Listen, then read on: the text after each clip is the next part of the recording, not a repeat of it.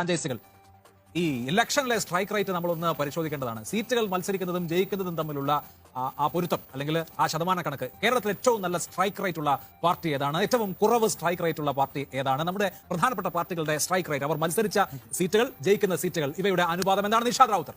Abhilasha, strike റേറ്റിന്റെ കാര്യം എടുത്താൽ നമുക്ക് സ്വാഭാവികമായി ഊഹിക്കാൻ കഴിയുന്നത് പോലെ ഏറ്റവും കൂടുതൽ സ്ട്രൈക്ക് റേറ്റ് ഉള്ള പാർട്ടി കേരളത്തിൽ മുസ്ലിം ലീഗാണെന്ന് കാണാം. ഏറ്റവും മത്സരിച്ച 3 പാർലമെന്റ് സീറ്റുകളിലും മിന്നും വിജയം നേടി മുസ്ലിം ലീഗ്. സമസ്തയിലെ ഒരു വിഭാഗത്തിന്റെ എതിർപ്പ് മറികടന്ന് റെക്കോർഡ് ഭൂരിപക്ഷമാണ് പൊന്നാനിയിൽ നേടിയത്. മലപ്പുറത്തും തമിഴ്നാട്ടിലെ രാമനാഥപുരത്തും ഭൂരിപക്ഷം 3 ലക്ഷം കവിഞ്ഞു. കാസർഗോഡ് മുസ്ലിം ലീഗ് സ്ഥാനാർത്ഥി ഏണി ചിഹ്നത്തിൽ മത്സരിച്ചാൽ ആ സ്ഥാനാർത്ഥിയോട് മുസ്ലിം ലീഗ് കാണിക്കുന്നതിന്റെ 10 ഇരട്ടി ആത്മാർത്ഥ എന്നോട് കാണിച്ചു.